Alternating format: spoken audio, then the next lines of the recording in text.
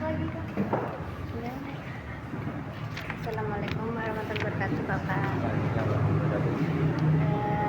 Jadi ya, minta izin waktunya ya, Bapak.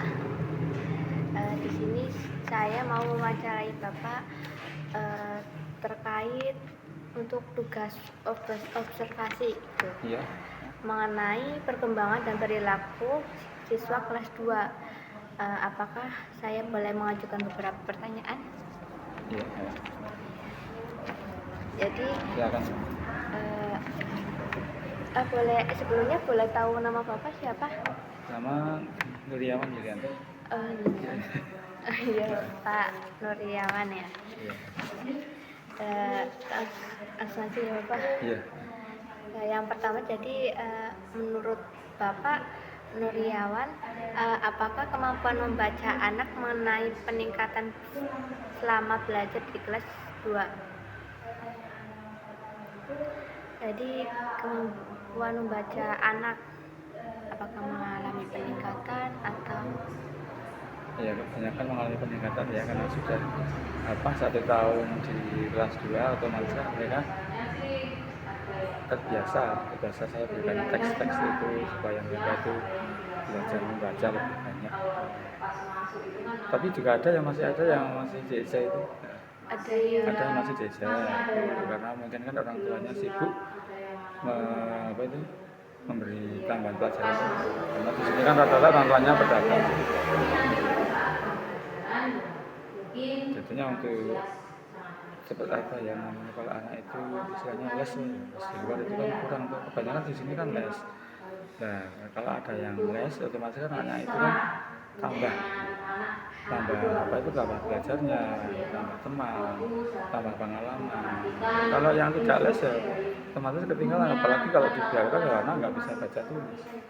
Nah, itu kalau yang nggak bisa tetap dinaikin atau? Nah, ini nanti ada pertimbangannya, karena kelas 2 itu gimana ya, aturannya itu kan dari pemerintah dari Jepang tidak boleh meninggalkan anak di kelas itu nggak boleh. Caranya seperti itu. Tapi kalau memang anak itu sudah tidak bisa, ya kita diberi saran mau lanjut atau mau tetap di sekolah. Bukan berarti kita membuang anak itu enggak, tapi kan ada solusinya. Solusinya yang ini harus belajar. Kalau umurnya sudah mentok di situ ya kami nggak berani untuk meninggalkan anak itu atau menunggakkan sebenarnya menunggakkan nggak berani, karena SD sudah umurnya lebih dari 15 tahun itu nggak bisa masuk dapur. Nanti di SMP-nya kan nggak bisa diterima. Kalau swasta masih bisa, negeri kan atau mau sampai 16. Tapi ada ya? Masih ada.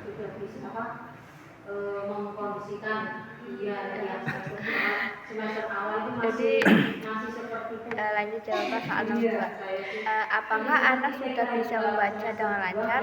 Jika belum, biasanya kesulitan apa yang sering muncul saat membaca? Ya, kebanyakan sebagian besar sudah bisa baca dengan lancar. Kalau saya suruh maju satu persatu membaca satu teks langsung cerita, kebanyakan sudah bisa membaca. Tapi kadang ada yaitu yang 3 anak itu belum bisa membaca, apalagi membaca 1 kalimat saja, membaca 1 kata saja masih bisa. Tapi nah itu kalau misalnya itu kayak ada tugas, Misalnya tugas apa? Misalnya kan ada tugas soal gitu. Nah itu kalau nggak bisa baca atau pas ujian gitu. Kalau sekarang kan tesnya itu kan tes performa ya. Kelas 1, 2 itu tesnya tes performa, tes praktek, semuanya itu membutuhkan keterampilan. Apalagi itu kemarin itu pendidikan Pancasila, bahasa Indonesia dan bahasa Jawa itu keterampilan berbicara semua itu harus bisa itu. Pertama harus kuat mentalnya, yang kedua harus bisa baca tulis. Kan soalnya kalau maju satu persatu harus lihat temannya gitu kan, membaca, bercakap-cakap, saya wawancarai. Nah, kalau yang tidak bisa baca ya di depan cuma diam saja. Bisa. Nah itu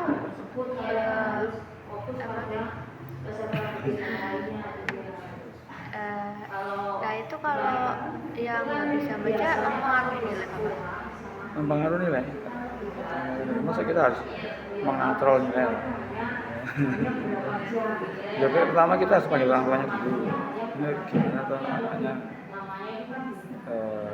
membacanya sulit, masih terkata-kata, menulisnya juga terbalik antara B itu D jadi D, P jadi Q, kurang apa itu ya, kurang panjang. Iya, masih banyak, masih ada 3 anak itu yang belum bisa membaca. Tapi kalau soal menulis masih udah bisa. Menulis juga sama, itu tulisannya masih apa ya, menulis satu kalimat itu belum ada spasinya, karena ada spasinya. Kebanyakan itu kurang spasi. Tapi kalau hurufnya udah pada benar ya? Ada yang benar. Kalau yang itu 3 anak itu masih kurang. Harusnya tulisannya itu apa ya, belum sempurna. Misalnya menulis huruf D itu ya, itu lingkarannya itu tidak rapat dengan itu, kurang sempurna. Huruf K ya kurang sempurna, masih bisa seperti huruf L dan C gitu. Jadi kan kami kalau guru kalau nggak teliti benar, itu nanti jadi anak kalau nulisnya kurang benar, cara bacanya juga nanti juga mengaruhi cara bacanya nggak benar. Iya. Kalau nulisnya salah ya nanti cara bacanya salah. Atau yang di sakar PDW, semaunya sendiri. Misalnya saya dekte, tapi nanti kalimatnya itu berbeda. Macam-macam ya. Berarti maunya sendiri apa yang dia dengar. Apa yang dia dengar terkadang ya kurang fokus loh. Karena yang kurang fokus itu mempengaruhi apa sini kelancaran membaca dan kelancaran menulis. Karena bermain sendiri di mejanya gitu.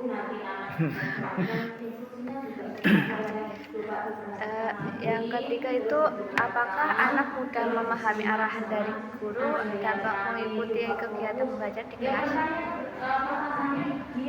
Alhamdulillah ya, sudah sebagian besar memahami, saya paham. Berarti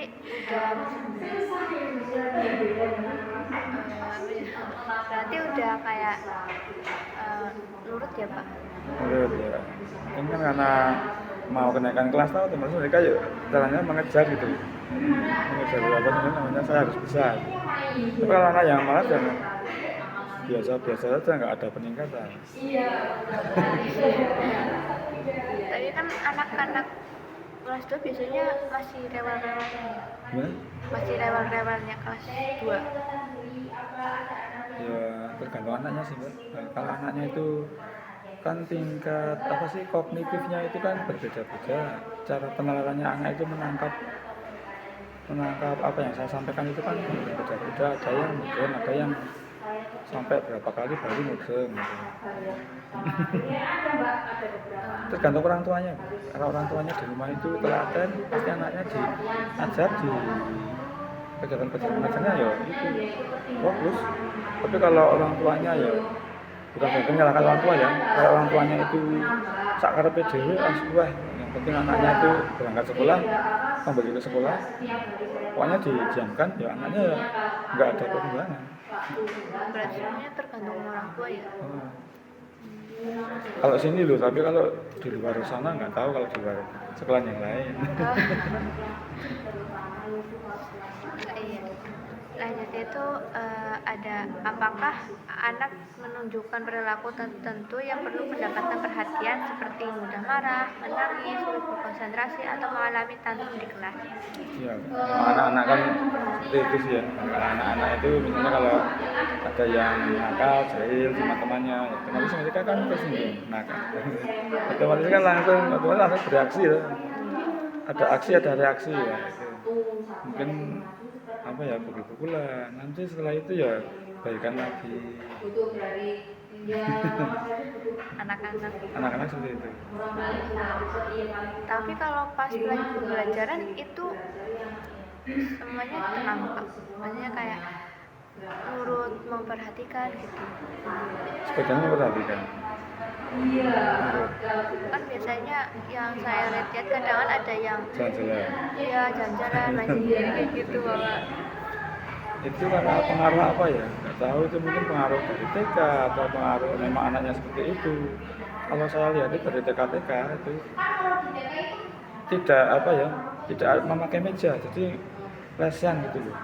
Mungkin kan mereka kaget, yang TK saja lesehan, masa di SD kok nggak lesehan? Mungkin karena terbiasa lesehan itu ya mereka bawa sampai SD.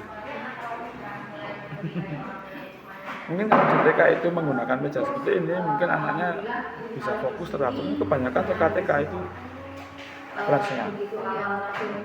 Misalnya nggak pakai meja, ya ada meja tapi pembelajarannya kalau TK kan apa sih, cenderung ke keterampilan dan keceriaan, kebahagiaan itu TK ya. Anak itu yang penting anak itu ceria. Kalau di SD ya komplit lagi ya, ceria tapi juga punya tanggung jawab. Mungkin mereka kaget ya waktu di SD, oh ya harus tertib, harus disiplin. Kalau TK kan penuh dengan kasih sayang. Nah, itu ada apa namanya? Kalau misalnya kan ada yang suka berantem ya Bapak, terus nangis. Nah itu ntar kadang ada yang dipanggil orang tuanya atau enggak? Kalau itu kan pertama ya, sebelum orang tua kita dudukkan di sekolah dulu, di kantor. Ada permasalahan apa, jangan sampai kita apa ya, sama orang tua saling menyalahkan gitu. Nanti ada yang salah paham gitu. Harus diselesaikan dulu permasalahannya apa. Nanti masalah kecil dan dibesarkan jadi nggak enak. Harus diselesaikan dulu. Kalau cuma masalah kecil dibesar-besarkan ya nanti sama orang tua ya kata-kata sama orang tua. Ya apa namanya, manggil orang tua. Mungkin kalau manggil orang tua, kalau anak itu memang kebangetan prestasinya itu apa ya, nilainya kok nggak bisa sesuai yang diharapkan, kok perkembangannya kok nggak seperti anak itu orang tua Oh iya, selanjutnya ya Bapak, terakhir. Maaf banyak ya Bapak. Tadi selanjutnya itu ada menurut Bapak dukungan atau pendampingan seperti apa yang perlu diberikan agar perkembangan belajar dan perilaku anak dapat lebih optimal atau lebih apa namanya, lebih baik gitu. Ya kita harus apa ya, saling mendukung lah, bersinergi antara orang tua dan pihak sekolah itu saling mendukung anaknya karena sudah niat menyekolahkan anak supaya belajar ya. Itu ya saling mendukung sekolah sama bapak ibu guru di apa namanya, belajar sama bapak ibu guru, di rumah sama orang tua saling mendukung lah. Jangan sampai orang tua hanya menyalahkan guru terus, guru kan sering disalahkan terus, ini gimana anak saya kok nggak bisa belajar terus, di rumah dipelajari enggak, kalau nggak dipelajari ya, kalau sekolah itu hanya apa ya, menyampaikan supaya anak itu mudeng bisa belajar. Nah di rumah tambahnya di rumah itu bagaimana karena kok nilainya masih kurang ya di rumah tetap harus ada tambahan pelajaran, membatasi penggunaan gadget, HP itu ya. Kan kebanyakan anak itu senang bermain HP lah itu. Apalagi sekarang kan orang tuanya pada sibuk kerja ya Bapak. Iya. Terkadang ya apa ya, karena kebanyakan pedagang sih ya, jadi kan mereka kan berangkat pagi pulang sore gitu. Oh iya benar. Jadi tidak memperhatikan anaknya ada PR atau enggak ditanya. Terkadang kan sok cuek gitu loh. Iya. Nanti kemarin ya apa ya, kalau hari berikutnya banyak yang nggak mengejarkan PR. Akibatnya karena orang tua itu nggak apa mengontrol gitu, tidak mengecek ada PR atau enggak. Jadi yang penting anaknya sekolah. Iya, kayaknya cukup ya Bapak. Udah? Udah. Ada Terima yang kasih. lain? udah. Udah. Itu nanti bisa, kalau mbaknya terjun ke sekolah ya nanti bisa melihat sendiri kondisi sekolah itu, kondisi bagaimana cara menghadapi anak-anak. Oh iya, terima kasih Bapak. Udah? Iya, udah. Sama-sama. Sama-sama bermanfaat nih, Pak. Iya.